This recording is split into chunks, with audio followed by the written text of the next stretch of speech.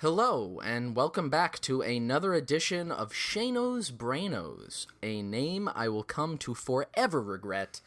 Um, Today is the 75th anniversary of the atomic bombing of Hiroshima, and in just a few days there will be the 75th anniversary of the atomic bombing of Nagasaki. And so in preparation for this anniversary and coming up, I've been thinking quite a bit about the bomb.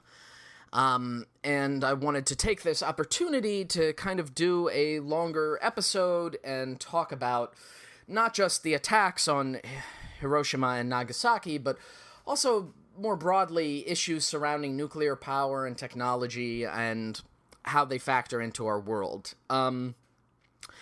If you happen to catch the first Shano's Brainos, you notice that was also a 75th anniversary of something that happened towards the end of the Second World War, and I'll just say it right off the bat, it's not necessarily my intention to do things exclusively about that conflict and its aftermath. It just so happens, this year is when a lot of those anniversaries are coming up, and I'm hoping that maybe in the future I can do some kind of more freer form, longer form episodes about these different historical incidents that I think are relevant and important. But today we are going to be talking about the A-bomb, and I think it's also, only fair to say to you that this is going to be mostly pretty horrific material. So if you're not maybe in the mood to think about total human annihilation, I might recommend waiting till you are, and then maybe giving it a listen at that time. Also, given the gravity of a lot of the things of what I'll be talking about, I want to make it clear that at the outset that I'm by no means an expert on these things.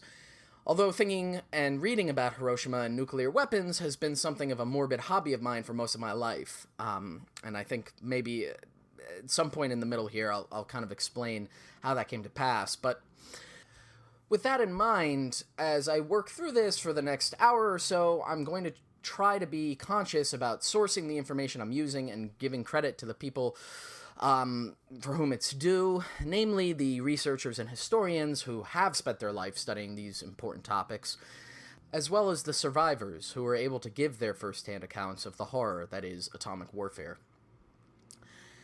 Again, since there's a lot I want to talk about, I also want to give you an idea of how this is going to be structured in case you end up wanting to skip some of the more grisly stuff, or if there's something later on, if you're re-listening, you'd like to be able to easily jump back to. And so I'm going to lay out kind of what I'm going to be talking about right now.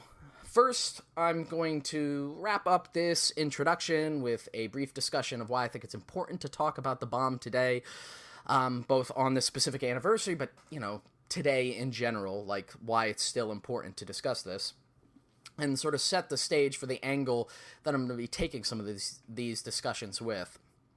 Second, I am going to talk historically about the bombing of Hiroshima and Nagasaki, the background that led up to it, some of its immediate consequences.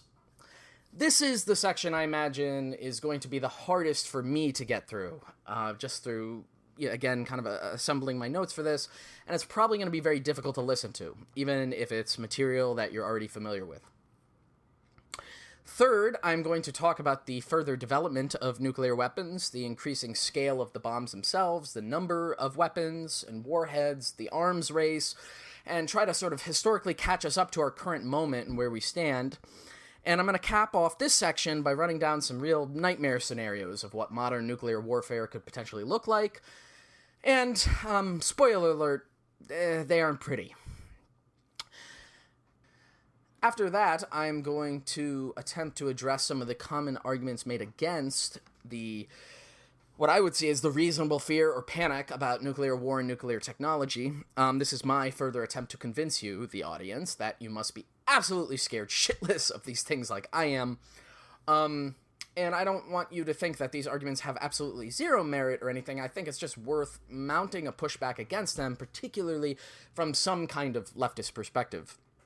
And then finally, building off of that, I'm going to try to wrap it all up somehow in a way that doesn't leave everyone listening to this episode feeling hopeless, depressed, and afraid.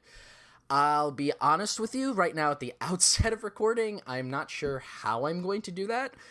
And, well, that's the Shano's Braino guarantee.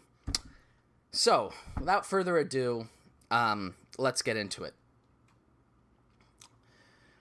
So, to wrap up my kind of introductory bit here about talking about the bomb and why it's important, I wanted to first read a quote from a piece, sort of article written by this German philosopher in 1962, this guy Gunther Anders. And the name of this essay, or whatever you call it, that he wrote is Theses for the Atomic Age. And in it, he kind of lays out, numerically a number of these sort of postulates about what it means to live in what he calls the atomic age. So, the very first one here I want to start with. Quote, "On August 6th, 1945, the day of Hiroshima, a new age began. The age in which at any given moment we have the power to transform any given place on our planet, and even our planet itself, into a Hiroshima. On that day we became at least motto negativo, omnipotent. But since, on the other hand, we can be wiped out at any given moment, we also became totally impotent. However long this age may last, even if it should last forever, it is the last age. For there is no possibility that its differentia specifica, the possibility of our self-extinction, can ever end, but by the end itself." End quote. So, I wanted to start off with that because, it's pretty heavy, and at least in part, this is my intention to spook you maybe a little bit. But also, more importantly, I think, if you look at when this thing was written, this is written in the 60s. That was the, ascending height, I guess you would call it, of, the Cold War. And the general conception that we lived in something called the atomic age, that our sort of political reality was shaped by these awesome, terrible weapons of just an unimaginable magnitude. And I think, especially if you grow up in the United States and you're in my kind of age bracket, which is to say, you were born at or around the end of the Cold War, you read stuff like this or you see stuff like this and it kind of has this, almost like quasi-nostalgic quality to it. It doesn't seem as prescient now as maybe it did. And that's in part because the threat of nuclear weapons, the threat of nuclear war, doesn't seem as quite severe as maybe it once did. Of course, this has a lot to do with the geopolitical reformation after the collapse of the Soviet Union, and the general of the Soviet bloc. And as a, consequence of that, then, obviously, the arms limitations and sort of decommissioning of weapons ramped up to a certain extent in that immediate aftermath. And it became less of something that is maybe in the public eye as much. It's not something talked about as much in popular culture. With the exception of course, if you're like me and you seek this material out, the exception of the occasional, History Channel program about, the Cold War, the end of the Second World War, or one of those ridiculous programs that's After Humans, or whatever, these kind of, apocalyptic scenarios.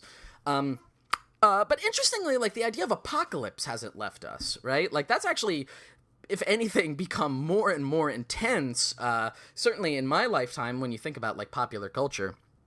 It's just the apocalypse is usually, transferred to something else. It's usually not quite nuclear weapons anymore, although occasionally in certain fiction it'll still involve nuclear weapons. Most of the times now it's the zombie apocalypse thing was very big for a long time. There's obviously a lot of very valid concerns about stuff like climate change, or just in general, the destabilization of ecology. Alternatively, a pandemic, right, which, again, we happen to be living through, and it shows us how ill-prepared we are for a scenario like this. But all of this is to say, to return to what Gunther Anders is saying in this opening bit, when he calls the atomic age the last age, I think it's not only just about atomic weapons. He's speaking about this like recognition, or this moment of self-awareness as a species collectively, that we can destroy ourselves. And once you enter that, that's like Pandora's box, right? Once that's open, you can't go back. You can't like reverse the clock on that. We are now permanently in an age where it is the last age. Like, that is the only way to look at it on a broad historical a long enough timeline, right? Like, so everything we do now, like, ultimately, one way or another, and again, this stretches beyond just atomic weapons or nuclear technology or whatever, everything we do is about managing this end crisis. So it's like perpetual end crisis, right? And a lot of the other geopolitical and socioeconomic issues that we're dealing with today in the world and nationally or whatever, like, they're all wrapped up in this idea of crisis and apocalypse, and figuring out a way to navigate them and manage them is a political task. And so that's why, ultimately, like, I do think it's really important for leftists to, have a sense of what this means, what the consequences are, what the breadth of it is, and really have a strategy for it. And the first step in having some kind of strategy for it is to think about it and to address it. And so, with that in mind, let us talk about Hiroshima. So, in the lead up to the bombing of Hiroshima and Nagasaki, and eventually the end of the Second World War, right, you have a series of events going on. And I'm not going to get into so much historical nitpicky detail here, because that's not really the point of this episode. But, the broad strokes are, again, if you listen to that earlier Shano Brainos episode, in May, you have the capitulation of Nazi Germany and the end of the war in Europe in 1945, that is. And after that happened, the focus was directed to ending the war in the Pacific, and specifically, the United States and its allies, trying to end the war with Japan. And it's pretty common knowledge, if you know any of this history, that at this point, the war was basically over in any meaningful sense, as it had been similarly in Europe for about a year or two. Likewise, in the Pacific, the United States had essentially encircled the Japanese home islands, and there was just no chance of Japan being able to mount any, continuing offensives, and basically they were confined to, a few of their territorial possessions that they were, defending in these really brutal island battles. And so the kind of official story that often goes with the end of the Second World War, if you've, had this in your history class in high school or whatever, is that basically the military decision was that we didn't want to, and we being the United States, did not want to mount a land invasion of the Japanese homeland, because the estimations would be there would be like huge amounts of casualties on both sides. So the Truman administration made the calculation instead to use these new terrifying weapons that have just recently been developed under much secrecy as a means to end the war faster. Now, of course, this is all bullshit. Like, if this is, again, the standard version of it you get from the United States kind of perspective, patently untrue. And it's important to note that at this point in the war, when I say, the war was already won, that's not just a statement regarding, like, whatever the kind of tactical arrangements of the opposing sides in the war. At this point in the war, the Allies, both in Europe and in Japan, had been conducting what were called strategic bombing raids. And this started in 1942, the British, in February, when they figured that they should start going on the offensive in Europe, way back then. Very famously issued what was called the Area Bombing Directive to the heads of the Royal Air Force or whatever. And the idea of this bombing directive was that it instructed from now on that bombing targets in Europe of Germany should be focused on population centers, with the explicit goal of trying to, quote, weaken the morale of the enemy population, unquote. So basically what we're talking about here is war crimes. Now, of course, the Germans have been doing that since day one, But nonetheless, this continued to escalate as the war went further. Eventually, when the United States joined as well, that's when they kind of reformulated it into the nice euphemistic military language of strategic bombing. It just meant the wholesale firebombing of cities. And there are a number of very famous cases of this, Dresden, for example, in Europe, and eventually also used similarly on the Japanese mainland. So at this point in the war now, fast forwarding again to like late 1945, when we say like the war was basically over, what that also means is that like, tens, if not hundreds of thousands of Japanese civilians have been just like fucking murdered by the American Air Force. Tokyo had been leveled. A number of other major cities had as well. And so inevitably, when they decide to use the bomb, the atomic bomb, which had just been tested in July at the Trinity test in Los Alamos, New Mexico, the reasoning, like the choice of targets specifically were to select cities that had thus far been spared from the firebombing. The reasoning behind this, of course, is because ultimately part of the reasoning for dropping the bomb altogether was to test it, to see what would happen if it was detonated on a relatively untouched city. I mean, again, if a city's already in ruins because you've been firebombing it for months and months on ends, if you drop an atomic bomb on it, you're not really going to see what the full potential of this weapon is. So let's talk about what that full potential really looked like. So on August 6th, the Enola Gay flies over Hiroshima and drops the atomic bomb that's nicknamed Little Boy. It was a uranium bomb. And there are many, many accounts of what this looks like. I am going to start us off by reading one from a book from 1986 called Disarmament, The Road to Peace by Howard E. Smith.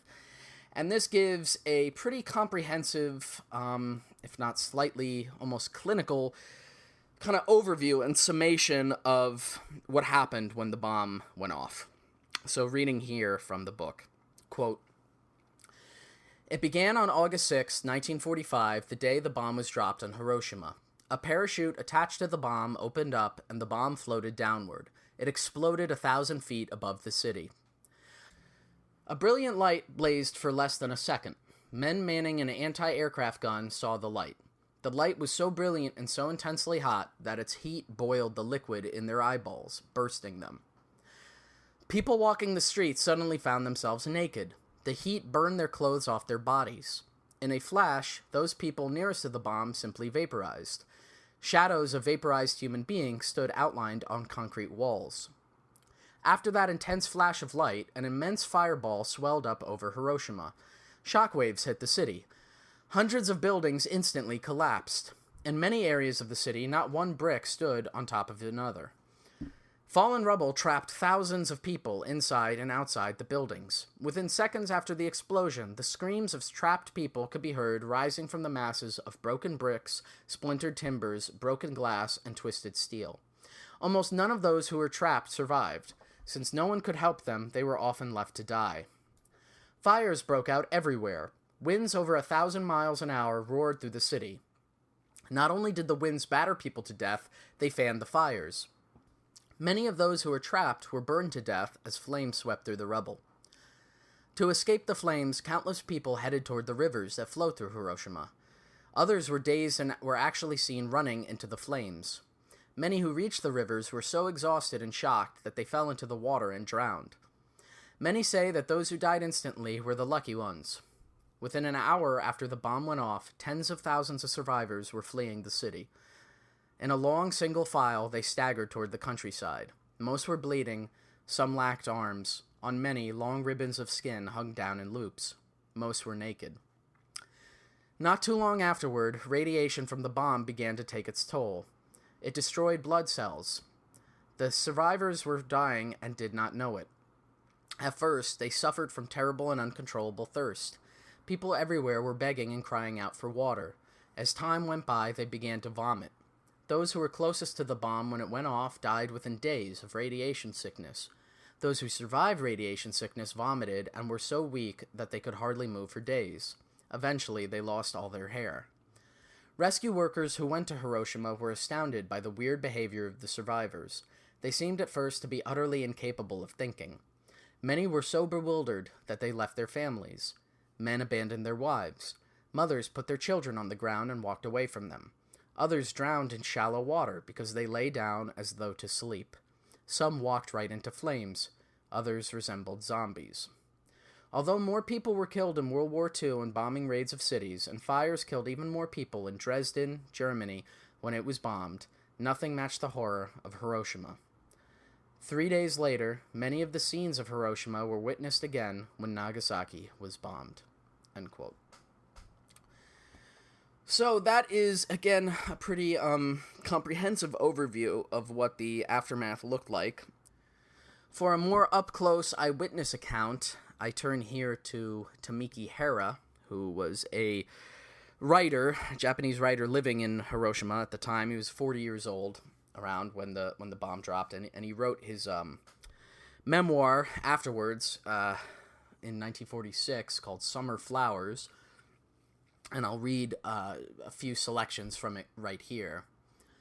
So this is from the day of the bombing. Quote, "The trees of the Izumi villa were burning, a few at a time. We would be in trouble if the fire burned its way here after dark. We wanted to cross to the opposite shore while it was still light, but there was no boat to be seen. My eldest brother and his family decided to cross to the other shore via the bridge. Still searching for a boat, my second brother and I went up the river. As we proceeded up the narrow stone path running along the river, I saw for the first time a group of people defying description. The rays of sunlight, already slanting, cast a wan light on the surrounding scene. There were people both on top of the bank and below it, and their shadows fell on the water. What kind of people? Their faces were so swollen and crumpled that it was impossible to tell which were men and which women. Their eyes were narrowed to slits. Their lips were festering horribly. Bearing their hideously painful arms and legs, they lay on their sides, more dead than alive. As we passed in front of them, these monstrous people called out to us in thin, soft voices. 'Please, give me a little water to drink,' or 'Please, help me.' Every last one appealed to us." End quote. Now jumping ahead to a section about the day after, when he is trying to get out of the city with the members of his family that survived. Quote, "In the expanse of silvery emptiness stretching out under the glaring hot sun, there were roads, there were rivers, there were bridges. And corpses, flesh swollen and raw, lay here and there. This was without doubt a new hell, brought to pass by precision craftsmanship. Here everything human had been obliterated. For example, the expressions on the faces of the corpses had been replaced by something model-like, automaton-like. The limbs had a sort of bewitching rhythm, as if rigor mortis had frozen them even as they thrashed about in agony. With the electric wires jumbled and fallen, and the countless splinters and fragments, one sensed a spastic design amid the nothingness. But seeing the streetcars overturned and burned apparently in an instant, and the horses with enormous swollen bellies lying on their sides, one might have thought one was in the world of surrealistic paintings. Even the tall camphor trees of Kokutaji had been torn up, roots and all. The gravestones, too, had been scattered. The Asano library, of which only the outer shell remained, had become a morgue. The road still gave off smoke here and there, and was filled with the stench of death." End quote. Of course, this is just a selection I'm making of, one first-hand account and a general overview. There are many more like this. If you're interested in a longer form, personalized version of these events, I highly recommend a series of manga comic books by KJ Nakazawa, who was a little boy, 6 years old, when the bomb went off, and he wrote this long series called Barefoot Gen, which is mostly autobiographical, some fictional elements in it, that tells the story of the day of the bombing, the life afterwards, him growing up. It also touches on the sort of militarized society in Japan during the war. It was very harrowing, and I happened to read the first few volumes of this when I myself was a little boy, around 6 years old, which in part explains my interest in this bit of history, as well as, I guess, the person who I ended up becoming. In any case, I hope this gives you some sense of what the devastation was like. Obviously, there are also, photographs that were taken afterwards that show the variety of the destruction and the human suffering that was inflicted. And as the earlier passage that I was reading from the Smith book indicates, 3 days later, all of this happened again in Nagasaki. Another little unfortunate, I guess, bit of trivia is that Nagasaki wasn't even the first choice on that particular day. The original city that they had planned to drop the second bomb on, there were too many weather clouds or something like that in the sky. So Nagasaki was chosen as a last-minute target off of a short list that the United States had come up with. So incredibly unfortunate turn of luck there in history. Overall, what does this look like? Like, big picture, right? It's hard to get exact numbers on, amount dead, because so much chaos ensues after a bomb like this goes off, as you can imagine. The Japanese government has it estimated at around 90,000 to 140,000 dead in Hiroshima and between 60 and 80,000 dead in Nagasaki.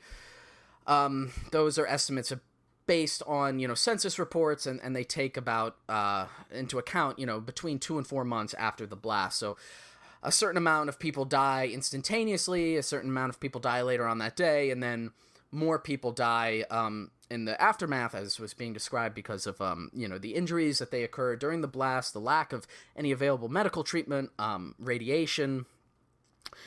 And, at the end of the day, those numbers as well only take into account, the immediate effects of the bomb, not the long-term effects of radiation.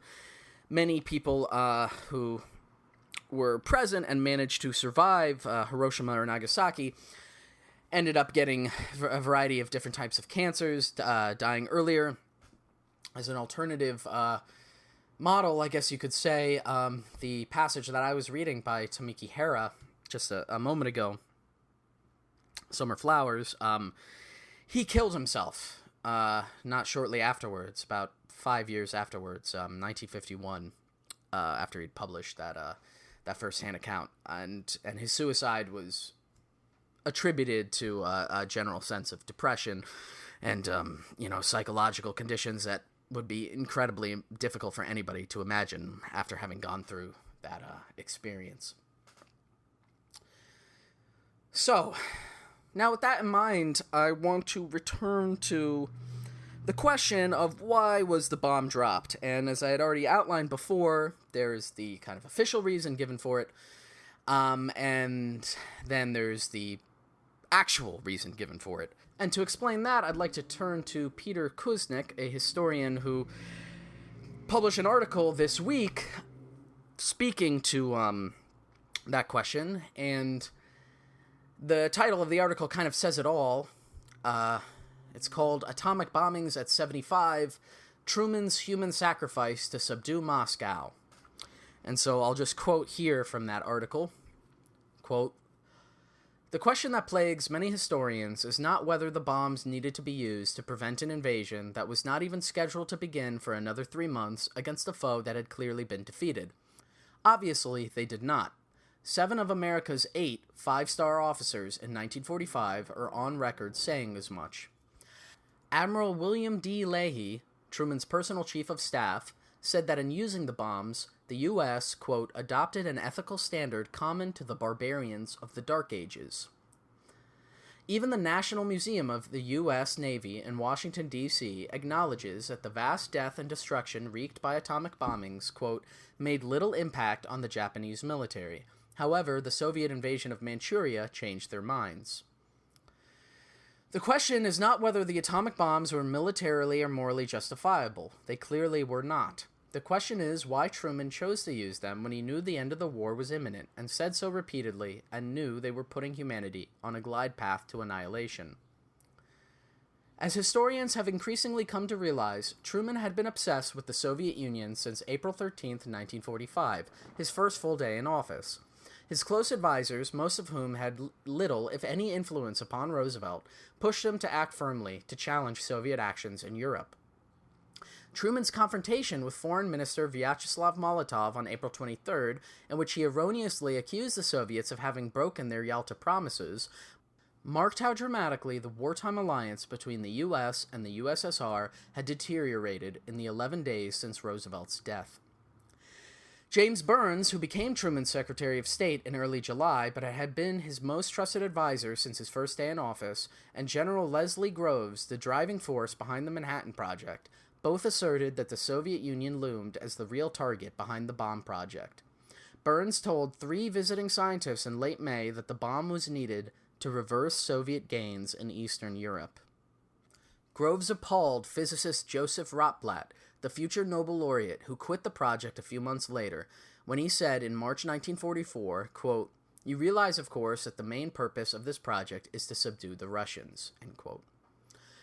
Groves stated on another occasion, quote, "There was never from about 2 weeks from the time I took charge of the project any illusion, on my part, that Russia was our enemy and the project was conducted on that basis," end quote.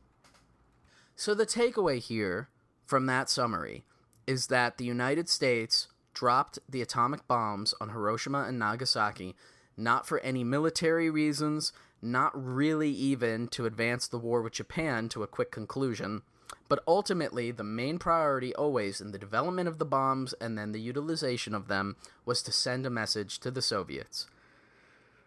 The purpose of perhaps one of the greatest war crimes of all of human history was ultimately simply to test a weapon and to show it off to the United States' new enemy. And, it clearly worked in the sense that that was the beginning of the Cold War, and one of the driving elements of the Cold War was the escalation of the nuclear arms race. And so let's talk about that for a brief moment. So after the end of the Second World War, for a brief period of a few years, the United States holds the monopoly on atomic weapons and atomic technology. That's ended in 1949 when the Soviet Union successfully detonates their first atomic bomb. Shortly thereafter, in 1952, the United States develops and successfully tests for the first time what's called a thermonuclear weapon, or hydrogen bomb. Now, if you've heard that before, I'm not going to pretend that I understand all of the science behind it, but the gist of it is that the original atomic bombs were fission weapons, meaning, you split an atom in order to generate a huge amount of energy.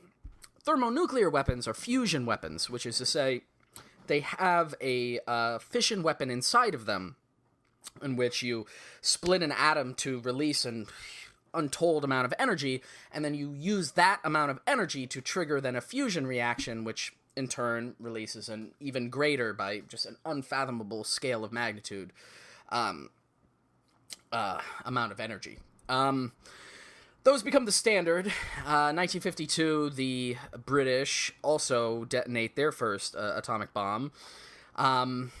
All countries involved start stockpiling. In 1960, France gets their first bomb. 1964, China detonates their first bomb. And again, this continues to go on and on. All of the countries begin assembling as many weapons as they can. The main two, of course, being the United States and the Soviet Union.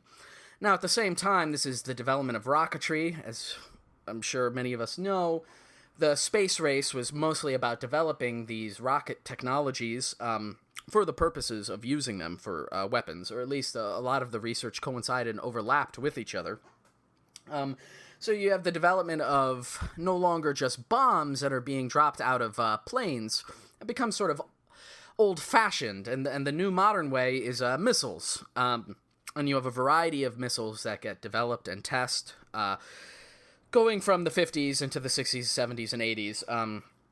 One of the most notorious being the so-called ICBM, or Intercontinental Ballistic Missile, a missile that can reach all the way around the globe, so theoretically it can be launched from wherever and hit anywhere on Earth. Most of the other missiles need to be launched from submarines or specific bases and stuff that have to be strategically placed.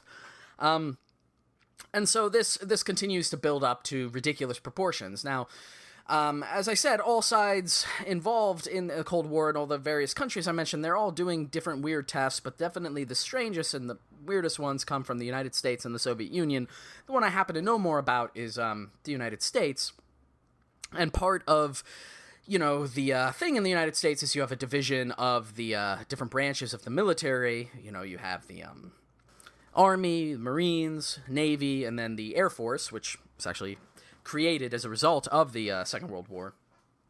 All of these have their own independent bureaucracies and budgets and hierarchies and what have you, and they're all vying for having their own independent nuclear stockpiles, which they all end up getting. So they each have their own specific type of nukes. Now, some of the more ridiculous ones I wanted to just quickly mention because it shows the total absurdity and kind of just absolutely mad, and that's an intentional little joke for you mutually assured destruction fans out there. Absolute mad dash to create just the most absurd weapons. And one of my personal favorites is a weapon called the Davy Crockett, which was developed in the mid to late 60s. I highly recommend you Google Davy Crockett nuke or Davy Crockett weapon to take a look at this. This is a infantry mounted nuclear weapon. So what that means is this is for tactical use. It's like a bazooka. If you've ever seen Starship Troopers where they have the little shoulder mounted nukes, it's not quite far off from that. The idea was these were like little miniature mortars, basically. Not very long, probably about like 10 feet in length or something like that you would set up on like a tripod. And in the case of, let's say, a Soviet invasion of Europe, with a bunch of tanks coming over, you would fire them in the middle of like a battle. Now, if that sounds to you like possibly the stupidest thing you've ever heard, there was another weapon, first developed in the 50s and was in use until about the 60s, called the M65 atomic cannon, which is basically what it sounds like. If you've ever seen an artillery howitzer, or a picture of one of those from the old school days of artillery warfare, it was an artillery gun that shot artillery shells that had atomic bombs in them. Again, for the use of like in a tactical battle scenario. Now, I'm no expert in battle tactics or whatever, but one of the things about artillery is that it's like very notably not the most precise thing in the world. I mean, it's a fucking cannon that you shoot into the air in an arc, and then it blows up on the enemy's side, right? Theoretically. A lot of things can go wrong with that, especially when the thing that is inside of it is a fucking atomic bomb. But anyway, you get the picture. There were a lot of these kind of kooky, weird atomic weapons that were developed. Again, the Soviets had equally silly ones. I just happen to know offhand the American ones. And they kept being developed. They would get bigger and bigger and more insane. The largest bomb ever developed and tested, that we know of for sure, was the Soviet bomb called the Tsar Bomba, which was tested in the 1960s. Now, to give you a sense of the scale of how, dramatically these weapons increase over time, the Tsar Bomba had a explosive yield of around 50 megatons. Now, a megaton is a unit of measurement to connote the explosive power of a nuclear weapon. And to give you a sense of what the 50 megaton figure means, 1 megaton is 1,000 kilotons, and a kiloton is, 1,000 tons of explosive power. And the bomb that was dropped on Hiroshima was a 13 kiloton bomb. So, again, to quickly kind of do the math for you, you can do it at home if you like, that means that the largest one ever built was approximately 4,000 times as powerful as the one that was dropped on Hiroshima. And again, I recommend you go back. You can listen to what the description of the Hiroshima bombing was like and imagine something like that 4,000 times the size. Now, of course, not all of the weapons were these giant mega bombs. Most of them were, a reasonable 1 megaton bomb, or what have you. Often, on certain missiles, particularly like the intercontinental ballistic missiles, you would have multiple warheads tipping the missiles. The idea being just in case one failed, or, to boost the other ones. And most of the strategic planning that went into the prospect of using the weapons for the main two belligerents of the Cold War, the United States and the Soviet Union, they often would, assign multiple weapons to one particular target. There's actually a great little joke about that in one of the best films probably ever made, but certainly about this topic, Dr. Strangelove. So what does all this mean here? It means, for the latter half of the 20th century, as we all know, you have the Cold War, these two opposing powers, and, a fucking nuclear stalemate, with both sides possessing tens of thousands of these weapons, all ready to be used against each other at any given point. This obviously leads to a certain kind of panic in the imagination, like, oh my god, holy shit. And it leaves you wondering, well, what the fuck would this look like? I mean, that certainly was a question of concern for many people during the height of the Cold War, both from a, quote-unquote, like, military tactical perspective, but also just from a general perspective, like, hey, I happen to be a citizen of this planet. I happen to live in one of these superpowers. What might that look like? Now, luckily for us, there are a number of projections and scenarios of what that might look like, and they range from the, the ones that are put out by the government, in terms of, like, civil defense and what have you, and the ones that, are, more reliable ones made by independent scientists and stuff who are genuinely terrified about these things. And I'd like to share one of those projections with you, but before I do, just because I mentioned civil defense, in the ways that we live in the legacy of the past, something I always noticed and I thought was, quite disturbing was that, in most cities in the United States, they built these fallout shelters. And they usually have either a Fallout logo or sometimes you'll see the civil defense logo. You've probably, if you live in the United States, have encountered one of these, especially in a lot of the big cities. When I was a kid, I'm pretty sure most of the schools I went to, between, elementary, middle, and high school, I'm pretty sure they all had, a number of fallout shelters built in them. And sometimes you'll see them, in, like, rec halls, VFW halls, things like that, other public buildings, government buildings. My personal favorite is there's a number of them built in churches. Now in 2020, for the last 30 years of the Cold War being over, since the threat, at least the perception of the threat has gone down quite a bit, most of these have fallen into disrepair. They're often used for other things right now. But it is something to consider. Like, the United States did have this plan of what to do in a nuclear catastrophe, and you go to your local shelter wherever they're built. And the reason why I wanted to quickly bring up that fact is that somewhat plays into the scenario I want to read. So this is I'm taking this from an essay written by Harold Freeman in 1983.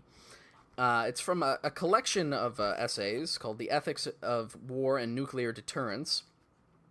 And this particular essay, he runs down a number of scenarios of what it would look like in a number of, major American cities if a nuclear war were to happen.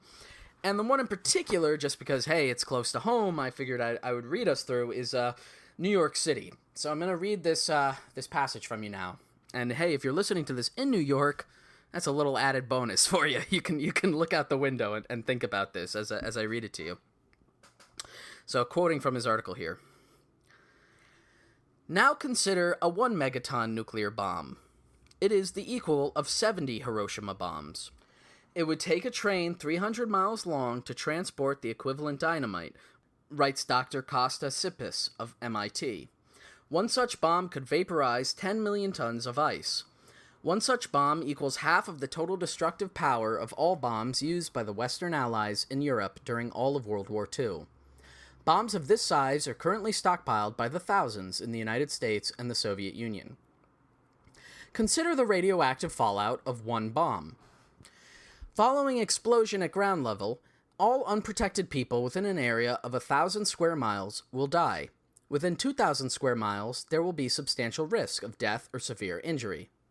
Further out, with specific areas, depending on prevailing winds, death from radiation will take longer. A breeze as light as 20 miles an hour can carry lethal fallout hundreds of miles from the burst. Death will arrive via such diseases as leukemia, particularly for children, ulceration of the intestines, cancer of the lungs, thyroid, breast and intestine, and bone cancer. For longer-term survivors, there will be other consequences: genetic damage, abnormalities in new births, psychological trauma of every description, mental retardation, and concentration of plutonium in testicles and ovaries for 50,000 years. The living may very well envy the dead. Physicists differ in their appraisals of nuclear bomb damage. At a recent conference of physicists and doctors, an independent judgment was reached of the impact on New York City of the detonation of a 1 megaton bomb. It is estimated that 2,250,000 will die, 1 million of them within 11 seconds. Most will be vaporized. About 3,600,000 will suffer crushing injuries and ruptured internal organs. And I just want to pause the reading for 1 second to make my own editorial note. I just love the idea of a bunch of physicists arguing like how many millions will die at a conference, right?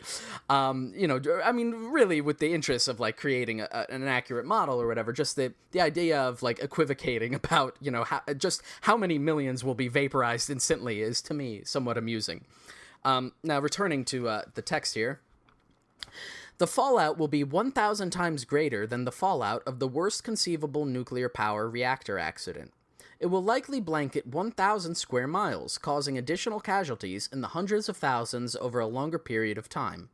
Food, water, and air will be lethally radioactive. Few will be able to enter the area to help survivors. The fireball, hotter than the sun, will be about 1.5 miles in diameter. The resulting firestorm will cover around 100 square miles. Third-degree burns are likely for those within a radius of 8 miles of the burst. Second-degree burns will be common over an additional 250 square miles. Shelters in the larger area will become ovens, incinerating their occupants. Skyscrapers will topple. It is unlikely that a single metropolitan hospital will remain standing. New York City will be replaced by acres of highly radioactive rubble. There will be no communication, no transport, no medicines, no edible food, no drinkable water. Some species will survive, notably cockroaches. They will be blind, but they will continue to reproduce. End quote. And I would just like to briefly shout out Carrie, who, when I read her that passage earlier today, her reaction was like, well, good, at least there'll still be the blind cockroach orgy. It's bleak. It's fucking bleak. There are a number of other scenarios in this essay, which I highly recommend you read if you, are not interested in sleeping for the next month. This is, again, a sort of overview. It talks about it in this somewhat clinical language because there's not really another way to talk about it when you're talking about something of this intense magnitude. Now, of course, the thing that's not immediately mentioned in this particular scenario is that, this scenario is assuming one bomb goes off. When more than likely, if you're talking about, like, nuclear war, you'd have a bomb like that, or perhaps multiple, going off in many cities. Most major cities, right? And as a result of that, one could only fathom and imagine, like, the total lack of any coordination, the fucking chaos that would ensue. I mean, think about how the current government now in 2020 is incapable of managing a fucking pandemic. Now imagine, or not even a pandemic. Think about like a fucking hurricane. What happens to the supply chain? How do people get help? Who gets help first?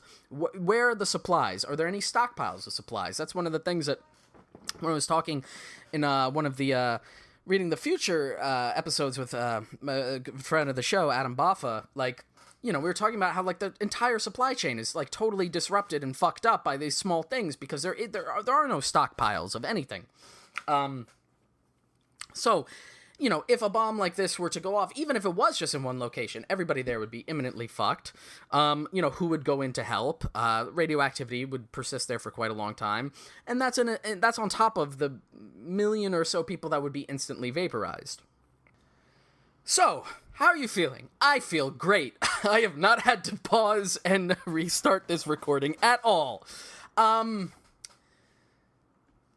If you are curious, right, if you're listening to the show and you're thinking to yourself, listen to this big city New York podcaster talking about,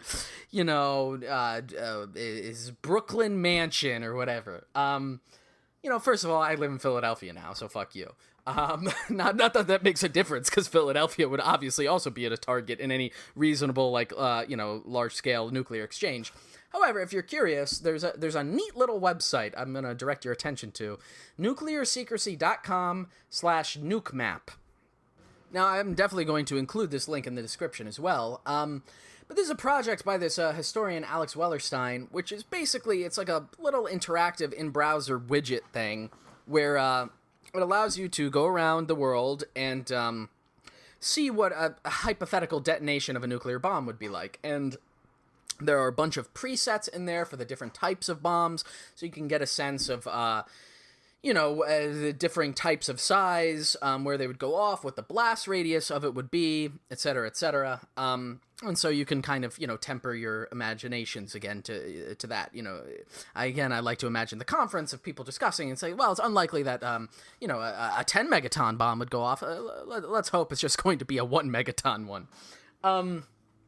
So, please check out this site and see what would happen wherever you are, wherever you live, wherever you're from. If you're from a small town, hey, see what happens to the small town when you drop a little bomb on it. And if you do happen to take a look at this, I would love, please screenshot it and share it, either on Twitter. You can DM me or whatever, or just post it. I would truly love to see it.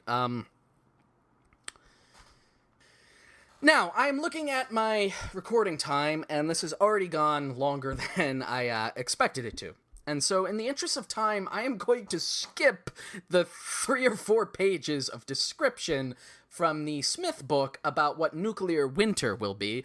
But, I can't let it go without saying at least a little bit on it, because all of this we've been talking about thus far involves the actual detonation of the bombs, how big the fucking fireball would look like, how many people would die instantly.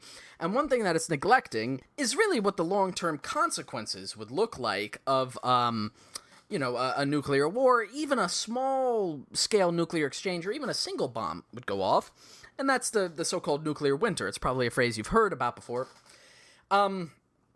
The short version that I'm going to give you right now, just kind of off the cuff, so forgive me if somebody's out there and they know more about this than me, then, if I leave something out, again, please make sure to let everybody you know in the replies to, this post for this episode. But when a nuclear bomb goes off, right, you see that giant mushroom cloud. Right? Everybody's familiar with it. Now, in fact, if you saw that recent explosion that went off in Beirut, that was like a chemical explosion or whatever, that also produced a mushroom cloud.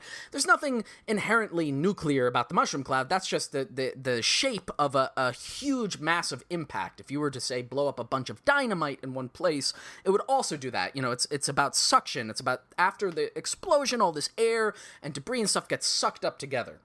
Now, why it's of particular consequence when you're talking about a radioactive weapon is everything that gets vaporized. Now, just a second ago, we were talking about a 1 megaton H-bomb or whatever being dropped on New York City, that vaporizing about 1 million people. When people get vaporized, they don't actually disappear. They turn into small fragments of molecules and atoms they turn into dust, essentially, and that's what gets sucked up. And of course, it's not just the people, it's whatever else is in there. Any of the buildings that get destroyed, and then think about what's inside of a building, right? Asbestos, maybe, all kinds of building supplies, lead in the paint, whatever. All of that gets sucked up together. Now, on top of it probably already being quite toxic, as I was just saying, in terms of construction material, now it's also highly radioactive. And, for a half-life of thousands of years, depending on what particular type of weapon it is. Now, all of that gets sucked up into a giant fucking mushroom cloud. Where does it go? What happens to it? Well, a lot of the other, runoff radiation, as was described in a number of the things that I've read, that could just get blown around really easily by the wind. But the actual dust itself will go into the atmosphere, and it will form a cloud. Now, this happened in Hiroshima and Nagasaki. After the blast, right? And the blast, in both cases, happened early in the morning. After the blast, and everything gets sucked up into the cloud, it literally becomes a cloud, and it momentarily blocks out the sky, and it can be confusing then if you're in that situation, because, you're probably in total absolute shock if you've managed to survive it, and suddenly morning has gone to what appears to be night. And what happens is, all of that radioactive dust, which again is the vaporized particles of your loved ones and all the buildings surrounding you, vehicles, whatever else, infrastructure, whatever else is there, gets sucked up, becomes a cloud, and eventually, like all clouds, it will become rain. And in the case in Hiroshima, it was black rain. So the radioactive material rains back down on you in the form of black rain. Now, in the case of Hiroshima and Nagasaki, this was a relatively short-term thing. It happened the day of the blast. Now, in a much larger blast in the middle of a city, it might rise a little bit higher in the atmosphere. It might take it longer to dissipate, to turn into rain, and to fall back down. And again, of course, when I say rain, it's radioactive death black rain. Like, it's going to come down and poison whatever it touches. Now, imagine this happens in a number of cities, right? Not even like a full-scale nuclear war. Like, imagine like 10 cities at one time all get hit with this. If they're close enough geographically, that cloud could fucking go into the atmosphere and form one giant mega cloud that might not dissipate for quite a long time. And this is the scenario, if you could imagine happening this on a really large scale, with hundreds or thousands of targets being hit all within a short amount of time. This could go into the sky and essentially like blot out the sun, and fuck up the weather patterns for the entire Earth for potentially several years before it eventually dissipates and rains back down again radioactively onto the Earth. So when people talk about a nuclear doomsday scenario, like let's say between the United States and the Soviet Union as it was in the middle of the Cold War, it's not just like the blasts themselves, it's just that after the blast, let's say, I don't know, you live somewhere in Brazil, just off the top of my head. Hey, your country's maybe not a target, your city's not a target, right? All of the blasts are happening thousands of miles away, you feel like you're relatively okay. Yeah, but in like 2 or 3 months, that fucking giant black cloud that's now in the sky is going to, circle the Earth and blot out the sun, fuck up the weather patterns, it's going to rain back down, it's going to destroy food crops, make various parts of the Earth uninhabitable, and over a period of a few years, right, kill everything. Except, of course, the blind cockroaches, which will continue to breed. Now, again, this is still assuming, like, a large-scale nuclear war. Well, what if it was just a small one? Again, we're talking about maybe 5 to 10 cities and a very localized place in the world where it's not going across, huge amounts, like 2 neighbors, right? Like India and Pakistan, for example. Let's say they've gotten into some kind of small-scale nuclear war. Not to mention the awful human devastation that would occur as a result of that, right? But you would think, like, hey, I live in, Pennsylvania. That's on the other side of the world. That's not going to affect me. True, it might not directly affect you immediately, and it might not create a giant cloud that blots out the sun, but it will still create some kind of cloud, and if the cloud is large enough, what if that hits the fucking tropical belt? Right? What if that then becomes a hurricane of radioactive death, right? And that's very possible. That's a plausible scenario. Again, we don't really know for sure, but it is plausible that then that could just circle the Earth for the next 20 or 30 years, and that would just be part of living life on this planet. It would be like, uh-oh, honey, guess what? The giant nuclear hurricane is now, is coming on our door. We better pack up and move. Now, in some of the worst projections of what nuclear winter would potentially look like is if it's a large enough cloud and it's in the atmosphere, it might actually damage the atmosphere to the point where it fucks up whatever's left of, like, the ozone layer and those other kind of layers in the upper atmosphere to the point where none of the sun's radiation gets blocked out. And so even if you manage to survive all of that for 4 or 5 years, now suddenly the Earth is just permanently fucked and being baked in the sun's radiation for the rest of time. Okay, so that's my little, small, short version of what nuclear winter would look like. Now, at this point in listening to this episode, you're most likely going to fall into one of 3 camps, right? The first camp would be the one where you've come over to my side and you're basically going, oh my fucking god, right now, holy shit, what the fuck? What are we going to do, right?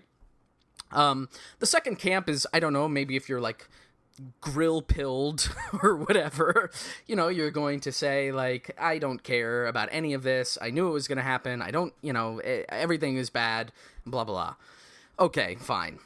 The last category you may be in, is, what I'm going to call Pinker's Corner. And I'm naming that after Steven Pinker, because that might be a name that you're familiar with, but Steven Pinker is a guy, I don't know exactly what, I think, you know, his bio says he's a psychologist, which, to me, I don't know, alright, fine, he's like an academic, he teaches at Harvard, I believe he's originally Canadian, he was recently in the news because he signed on to that stupid fucking, Harper's letter against cancel culture, whatever nonsense, But he wrote this book in 2011 called The Better Angels of Our Nature, Why Violence Has Declined. And in it, he makes the rough argument, and I'm going to be, like, kind of unfair to him here, and so if you like him, or if, you know, if you've read the book very closely and you want to argue with me, that's fine, but I'm not going to give it a particularly generous reading right now. His thesis of the book is that even though things might seem bad now, things have actually gotten a lot better, and a lot less people die now than they did previously. Specifically, you know, and when he's talking about death here, he means, like, violent death. So the idea is, like, ultimately, even though it might seem pretty bad, the world has become less violent. Again, bear in mind, this was 2011. He was, like, writing this book in the middle of the global war on terror, so... Alright, again, I don't want to be too unfair to him or whatever if people like him. I don't, and I don't care for him. And I'm going to kind of grossly mischaracterize some of what he said here in order to make my point. Because I'm calling this kind of group of dissenters Pinker's Corner or whatever. I'm using him as an avatar of this one particular idea, but it's one that I've heard quite a bit because that book that he wrote, The Better Angels of Our Nature, you know, that has seeped into popular culture to a certain extent. I mean, I've had many people repeat that back to me when I've talked about the dangers of a particular war or even the threat of, let's say, like nuclear war. I've had people repeat this argument back to me, even if they didn't know where it was coming from. And it does mostly come from this one guy. But, you know, there's a lot of other people who are very optimistic about what the future is going to hold and what it might look like in terms of violence and chaos. And particularly, you know, setting aside the whole issue of, like, just general war for a second. Specifically when you're talking about, like, nuclear weapons, the kind of idea that I've heard a lot, and this ties back all the way to the beginning of the episode when I was talking about why I think it's important to talk about this, is that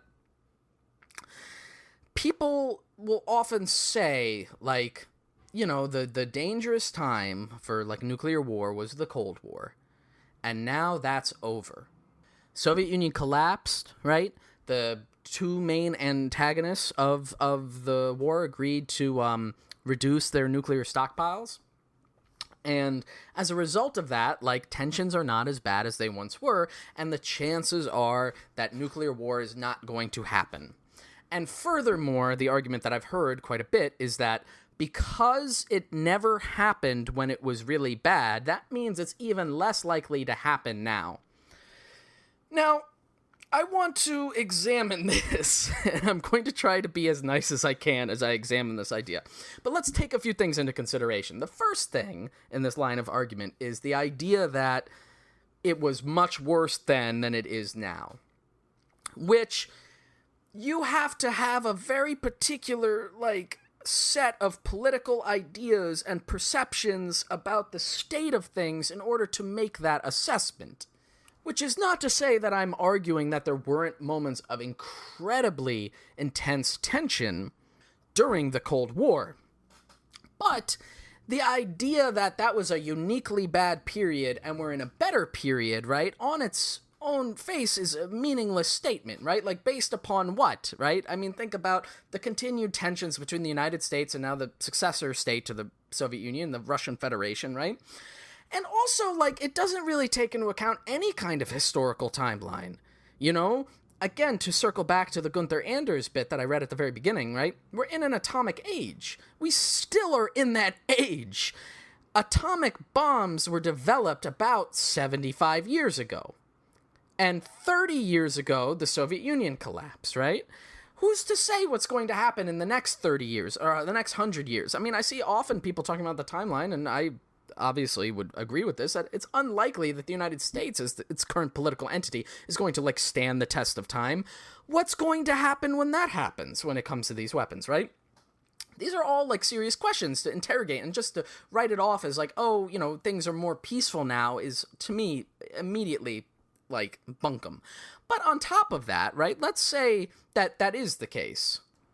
Let's say that it is truly now more peaceful than it ever has been because of whatever quantitative metrics or whatever that Pinker and his ilk are using, right? Let's say that that's true, and we're at a uniquely more peaceful time, right? That would still not mathematically change the probability of nuclear war. If anything, the argument that because it hasn't happened yet, it's not going to happen is reversed. On basic probability, the longer that nuclear war does not happen, the greater the chance that it increases. Now, it might increase, again, in an infinitesimally small way, but if you're talking about pure mathematics, like, it's a dead end. It is inevitable, right? Unless there's other political choices that are made. Like, it's a mathematical certainty that something will happen that involves these weapons. And the longer it goes on that it doesn't, the more likely it will. And again, just to throw one more, like, kind of broad-based historical argument in here, right? Like, the last few hundred years in modern history, which were mostly characterized by the ascension of, you know, Western Europe and its domination of most of the world, and then the kind of slow breakdown of that over the last century, right? You had huge moments of, like, giant global wars between multiple competing powers, right? Think about, like, the Napoleonic Wars. Then you had, like, the First World Wars, right? And they were separated by about 100 years. So what does that mean? That means that, like, if it is less violent now, that's almost an indication that it is about to break out again into some kind of conflict, right? Now, again, throw on top of that, like, that every liberal pundit for the last 4 or 5 years, because of, like, Brexit and Trump and the general rise of, like, this neo-fascist right-wing populist shit around the world, has been talking about, like, how unprecedented a moment we live in, right? Well, what that shows is that, like, none of your fucking projections mean anything, and politics is continuing to go about. Anything could happen. The idea that, like, the literal tens of thousands of death bombs that are just lying around are not going to be a part of that equation is ludicrous to me. Now, to be fair to Pinker, I will give him a chance to say something here. So, you know, from his personal website, he has a frequently asked questions thing, and in it, he has a stock response to the people who bring up stuff like the potential use of nuclear weapons again. And so I'm going to read that here. Again, this is from his website. So, quote, "As long as nuclear weapons exist, one cannot say that we are living in less violent times, especially since it is inevitable that they will be used at some time in the future. There is no answer to the question of how to compare the decline in actual deaths from dozens of high-probability categories, homicide, war, domestic abuse, and so on, with the increase in hypothetical deaths from one low-probability category. It is, as they say, a philosophical question. But it's far from certain that nuclear weapons will ever be used again. The 67-year history of non-use suggests that, contrary to predictions that blundering politicians and trigger-happy generals have always been on the verge of unleashing nuclear weapons, the likelihood of their being used is probably very small. Of course, even an event with extremely low odds, when the probability is exponentiated over enough years, becomes extremely probable. But that curve has to be set off against the one representing the probability that the Global Zero project will succeed, and that nuclear weapons will go the way of chemical weapons, human sacrifice, and slave auctions. Also a low probability event, but one which has a non-zero chance of happening in this century. End quote. So, like, I want to scream when I read that. But, like, what I want to, like, kind of take apart just very briefly to kind of wrap up this section here is that if you look at what Pinker is saying, is he's doing this really annoying rhetorical maneuver where he's basically conceding the fact that, like, yeah, it's more than likely nuclear weapons are going to be used, and none of my claims that I've made to the contrary are really reasonable, but...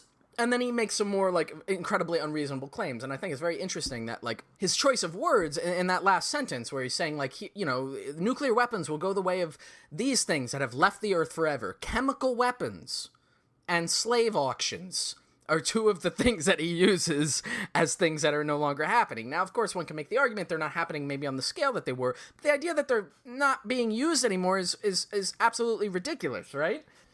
Look, I don't want to spend too much more time kind of digging at this one guy, but I think it's just important to note, if I haven't convinced you that this argument is very flimsy at best, I'll use my kind of stock response when I hear this in interpersonal conversations, which is to say, the idea that because nuclear weapons haven't been used, that they won't be used, is tantamount to saying that because something hasn't happened, it won't happen, which, if you apply personally, is basically the equivalent of saying, because I haven't died yet, I will never die. Now, of course, I'm not trying to suggest that nuclear war is automatically inevitable. What I am trying to suggest is, one of these things that, like, in that Pinker paragraph, he kind of throws away in a quick little aside, is that ultimately these are, like, political choices, right? There has to be a political movement. There has to be a specific goal and a strategy to dealing with these things. You can't simply wish them away or say, like, oh, I hope that never happens. In order to reckon with it, there has to be some kind of decision-making process that occurs, and so ultimately this comes down to a political question, which again brings us all the way back to the beginning of, like, why do I think it's important to talk about and think about these things, besides the fact that I'm just, like, fucking paranoid, okay? Is that ultimately, like, this is something that we have to think about, and this is something that we have to plan for, and given the scale and magnitude of the potential crisis that's involved, it's not something that we can, like, put off and be like, well, later on we'll figure this out in 10 or 20 years. Now, I'm also not suggesting it's the most pressing political issue, particularly even if we're thinking about apocalypse. Something like climate change has a much more palpable, likelihood and immediate effects that we're going to feel. But even, I mean, if you think about that, like, the worst-case scenarios of climate change, right, are going to lead to increased conflict, which, again, leads to the increased chance that somehow these weapons are going to be used. Now, again, if you go by the Pinker logic, the likelihood of these weapons being used is very low because, ultimately, like, cooler heads will prevail, as they have in the past, right? Like, people are not aggressively trying to use these weapons.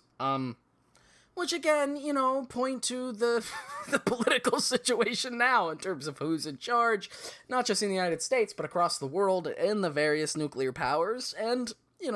think on that for a second, Pinker.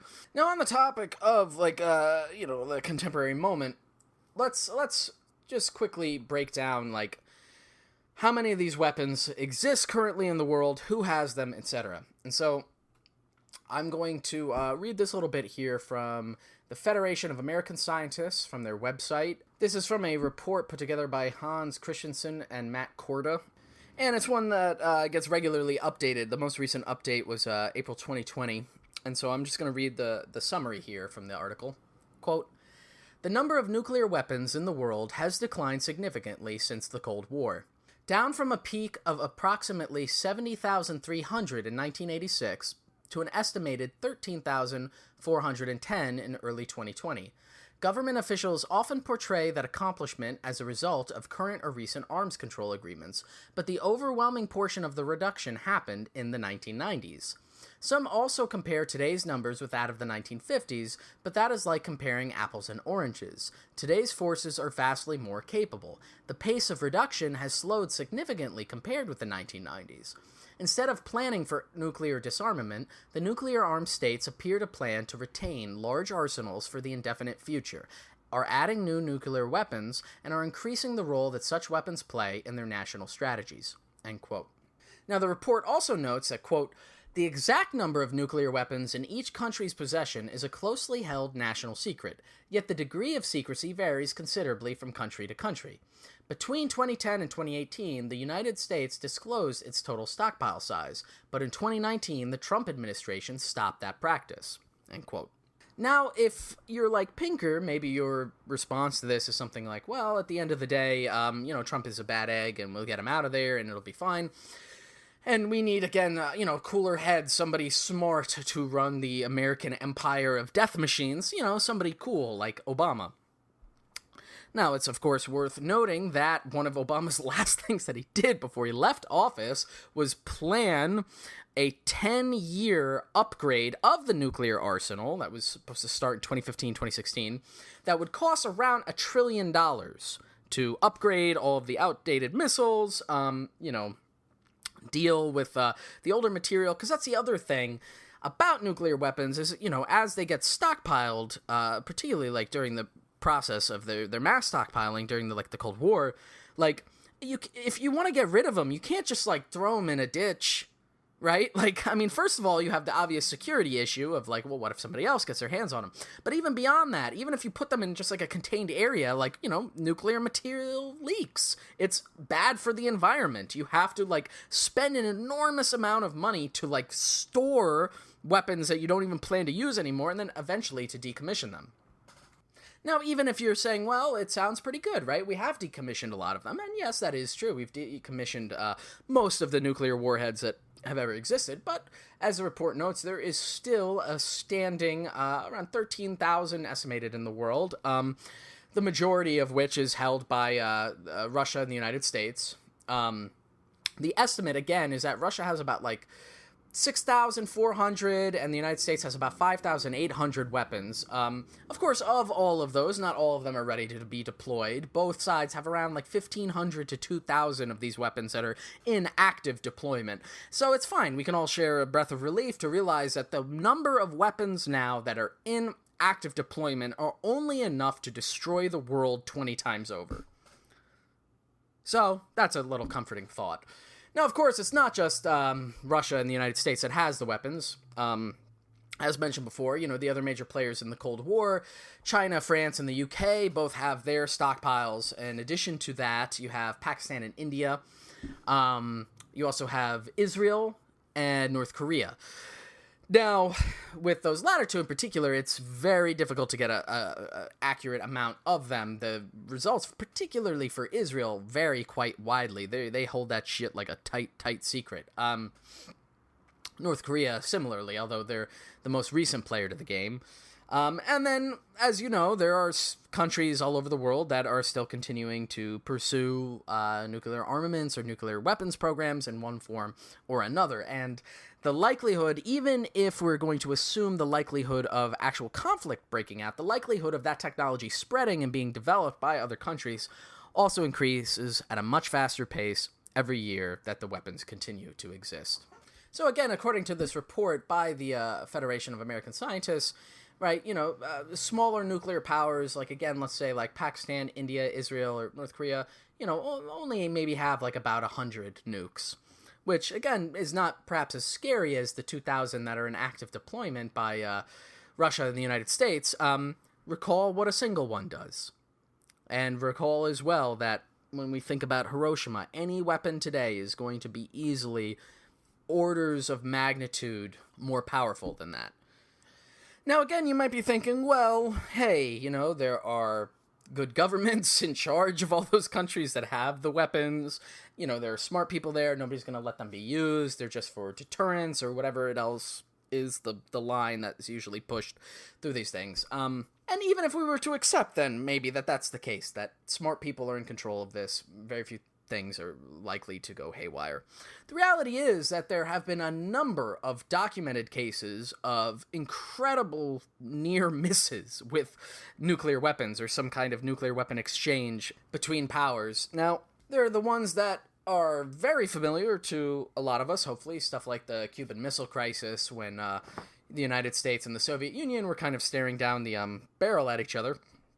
There are a few lesser-known ones, and I just want to briefly touch on some of those. And for this, I'm just going to be cribbing from Wikipedia, which has a nice list of all of them, again, if you ever want to give yourself nightmares. But in 1961, there were 2 3 to 4 megaton bombs that broke up in the sky midair over North Carolina.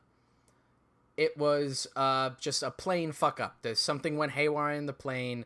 He had to eventually eject the pilot. It was like, just a routine test drive or whatever, to keep the planes in the air with the weapons. And the fucking bombs dropped out over North Carolina. Now, luckily, when they eventually, hit the ground, they didn't detonate, even though they had been running through their programmed detonation phase. And the reason why they didn't detonate when they fell is because, again, the bombs malfunctioned. So, just to give you a sense of what I just said, is because the fucking plane and the bombs broke, 2 3 to 4 megaton bombs, and recall the scenario we were talking about with a 1 megaton bomb being dropped over New York City, just fell out of the sky over North Carolina. Total fuck up, total accident. Luckily, nobody, died and there was no explosion, but it could have happened. It was literally just the incompetence of the building of the weapons that prevented that from happening. Another incident from 1983, maybe somewhat more famous, you might be familiar with it, happened on the Soviet side. They had a early detection warning system that the United States had a similar one, a sort of radar that would indicate when missiles were being launched from the United States in order to then mount some kind of response to them.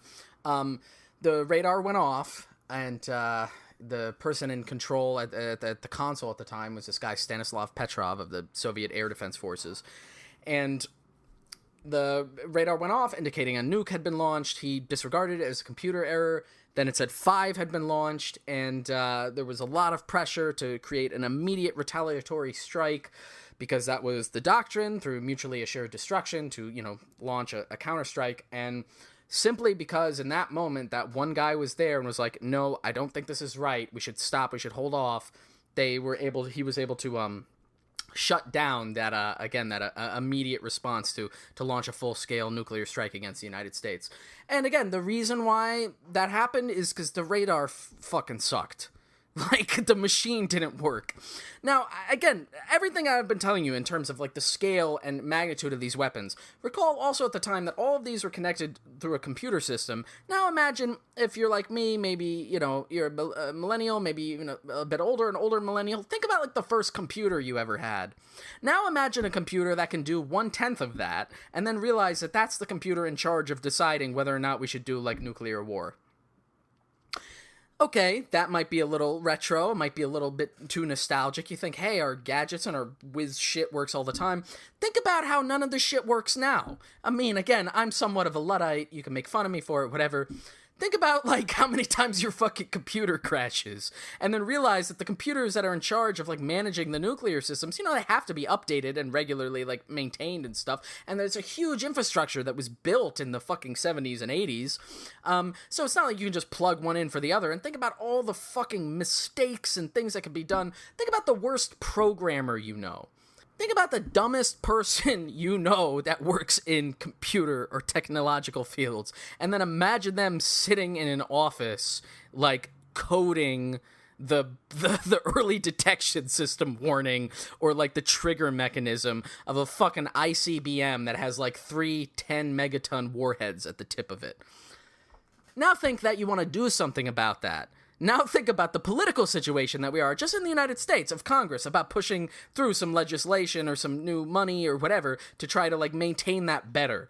Think about who they would hire. Think about where that would get outsourced. I mean, I wouldn't be surprised if in like 2 or 3 years they just privatize the whole fucking thing and it's, you know, some new Elon Musk venture is the one in charge of making the fucking nukes work. And then look at the SpaceX launches. Do you get the picture? Do you get like the picture that I'm trying to paint here?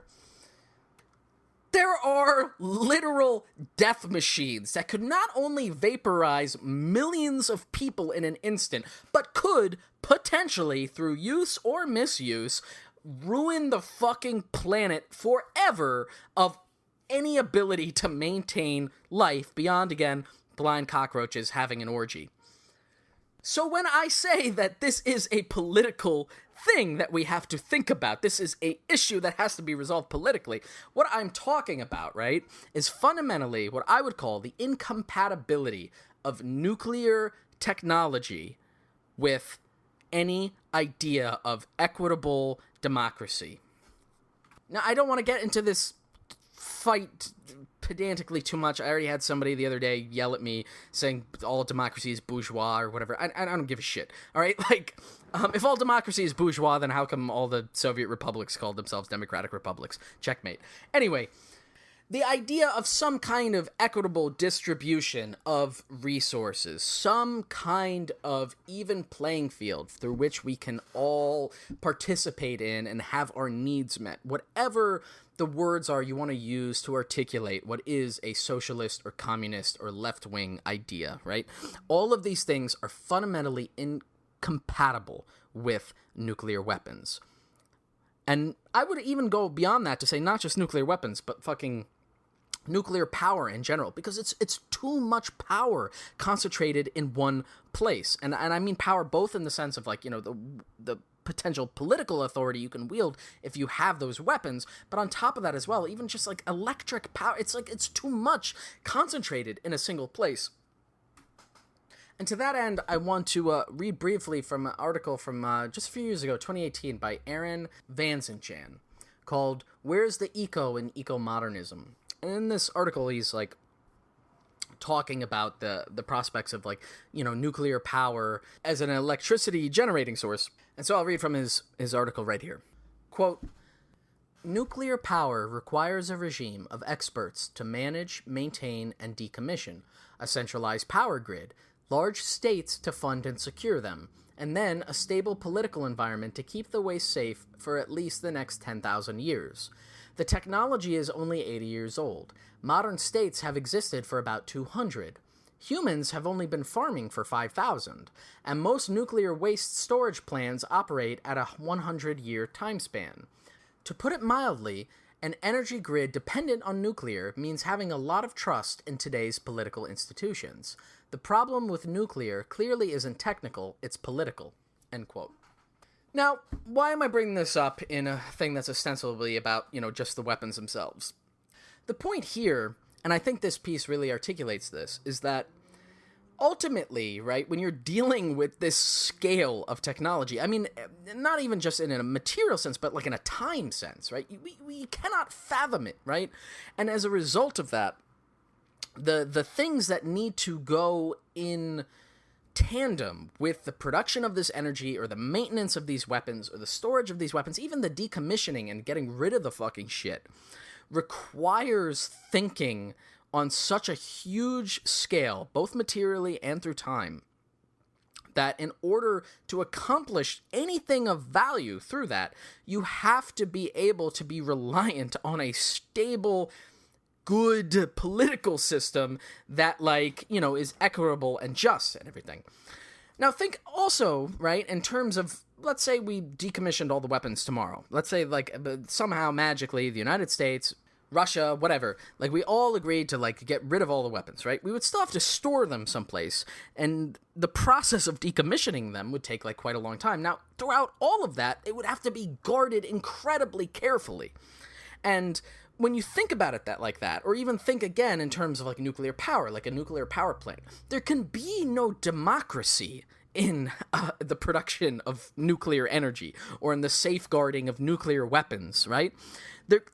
Or just the storage of nuclear materials. There is no way in which you can have like a horizontal exchange of ideas and information. It has to be managed by like a technocratic elite of experts, and it has to be guarded by military goons. Like, that's the only way in which you can prevent the, potential tragedy of what the weapons would do. And the point here is not to say, like, oh, okay, that's good, that's what we should want then to protect that. I'm not trying to say, like, this is a good thing, but, like, if that's what the fucking technology requires, then it's bad. It is just bad. And there has to be some kind of long-term political plan for getting out of the situation of even possessing them. Nobody should have them. And if I can be perhaps, like, a bit corny for a second, in a sort of sci-fi way, like, maybe this is a perfect example of man's hubris outweighing man's capability. Humans should not have to reckon with this technology because, fundamentally, I think we're incapable of it. And to that end, I want to circle back around to the beginning here, in which I was talking about that essay from Gunther Anders. You remember he was talking about the last age and us living in an age of Hiroshimas. And this is a thesis that I've returned to a number of times. I think I probably have mentioned this idea on the main show before, but I'm going to read it here. This is Thesis 11, called The Supraliminal. Quote, "Not only has imagination ceased to live up to production, but feeling has ceased to live up to responsibility. It may still be possible to imagine or to repent the murdering of one fellow man, or even to shoulder responsibility for it. But to picture the liquidation of 100,000 fellow men definitely surpasses our power of imagination. The greater the possible effect of our actions, the less we are able to visualize it, to repent of it, or to feel responsible for it. The wider the gap, the weaker the brake mechanism. To do away with 100,000 people by pressing a button is incomparably easier than to slay one individual. The subliminal, the stimulus too small to produce any reaction, is recognized in psychology. More significant, however, though never seen, let alone analyzed, is the supraliminal, the stimulus too big to produce any reaction or to activate any brake mechanism." End quote. So this idea of the supraliminal, as far as I know, Anders is the one who sort of coined it, even if maybe it was in operation before. Now it's used for a number of different things, and I think it's an incredibly applicable thing, not only for, what we've been discussing, the prospect of nuclear weapons or what have you, but in general, like, if we think to the idea of apocalypse, right? Like, the idea of these huge forces at work that could undo everything that we know, it's really hard to think about. It's really hard to reckon with, and not just in some tokenistic way, but in a genuinely, like, it's difficult to conceive of it. It's difficult to visualize it. That's why I think, in part, a lot of the examples of what nuclear weapons would do, that I read through these different scenarios and things, like, they have to be in clinical language because the actual human experience of it is so beyond our imagination. And if there's any takeaway from you listening to this episode, and if you're still listening, I mean, Shano bless you. Let me put it that way, because this has been incredibly hard for me just to talk all this and to kind of lay all this out. Like, it's that it is, to a certain extent, inconceivable. But we have to reckon with the fact that humans have made these inconceivable circumstances for ourselves. And there has to be a way out. Now, what that looks like, what form it takes, I don't have answers. I have ideas. I'm willing to defer to others in terms of, what the strategy is. But, like, when you're dealing with a power that's that much greater than you, you have to, I think, you have to kind of reach a point of not just personal maturity, but, like, civilizational maturity, and realize that we shouldn't have this power, period. It's not a question of whether or not like cooler heads will prevail or smarter people will figure it out. Scientists will figure it out. No. Like politically, we have to reckon with that. Like these are things that are outside of our control, and because they are, we have to relinquish whatever control we have over them. These are forces of nature, of the universe, whatever your metaphysical kind of string of belief is, like that we should not have command over. And even at the end of the day, we truly don't have command over. Because again, as Anders reminds us, we have made ourselves omnipotent, but at the same time rendered ourselves totally impotent. And maybe to kind of once again render that impotence in a personal anecdote. In one of the authors I had mentioned earlier, Keiji Nakazawa, who wrote Barefoot Gen, before he wrote that, he wrote I Saw It, which is a manga which is much more autobiographical. It's much shorter, too. I mean, there are PDFs available of it online. I highly recommend it. Just that tell very straightforwardly his story, growing up as a young kid with the bomb. And one of the points of the story that then gets echoed in Barefoot Gen is that his mother was one of the only members of his family to survive the blast. But, like so many other survivors of Hiroshima, she eventually succumbed to a variety of physical ailments, in particular a form of cancer, which eventually killed her about 20 years after the bomb. And when KJ went to go get his mother cremated, when he got the cremation, remains, typically at that time when you would do cremation, you would still have the structure of the bones and stuff. But when he went to go get the remains of his mother, they were all ashes.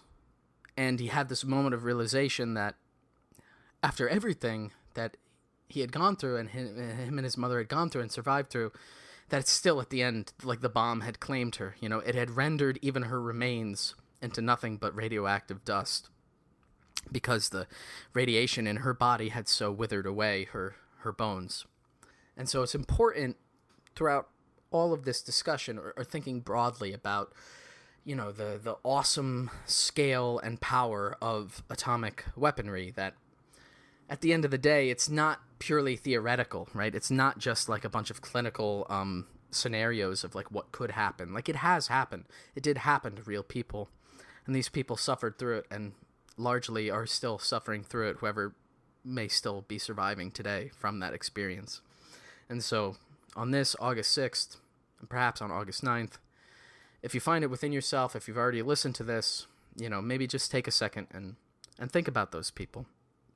Think about the horrors that they went through, and just take that moment of reflection to hopefully find some renewal in yourself of the necessity of defeating this kind of evil in the world.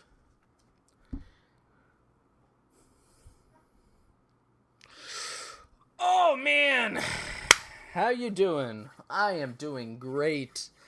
Thinking about all this stuff, just laying it out there. Feels amazing. Thank you again if you've listened to this. This is quite long by my recording thing. Hopefully I can shave it down a bit one way or another.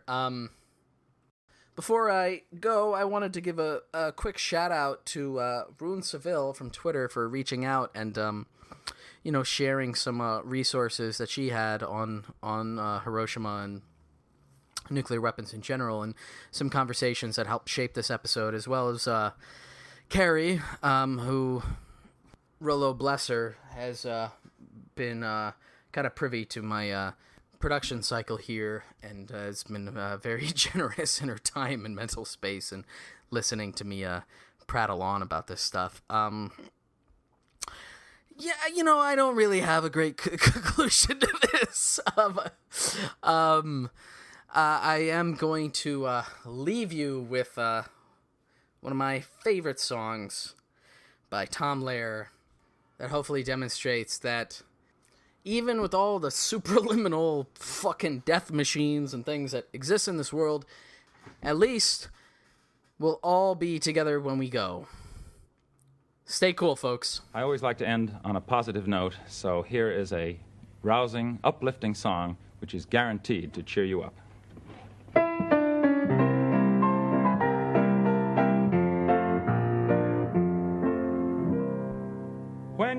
attend a funeral.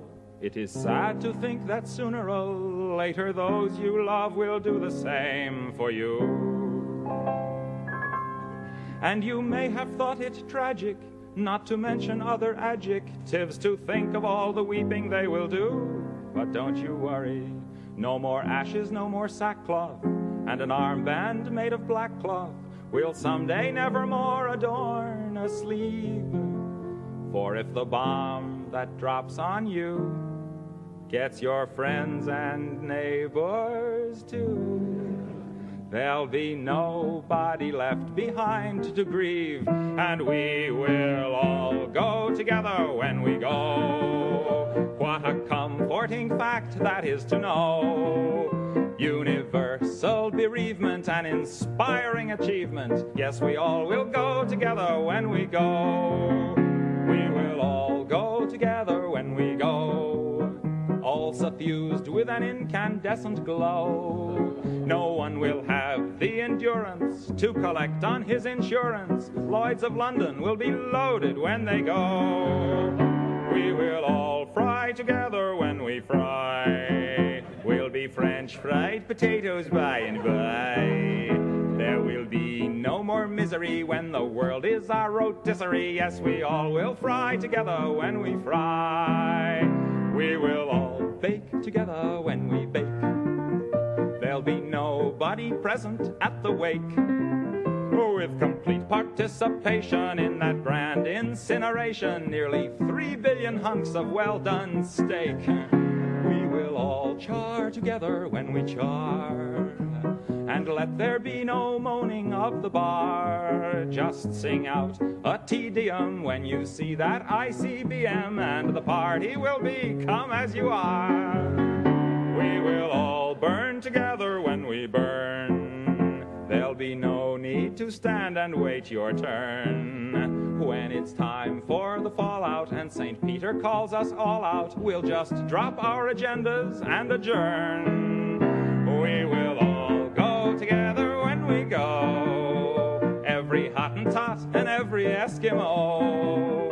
When the air becomes Uranus, we will all go simultaneous. Yes, we all will go together when we all go together. Yes, we all will go together when we go.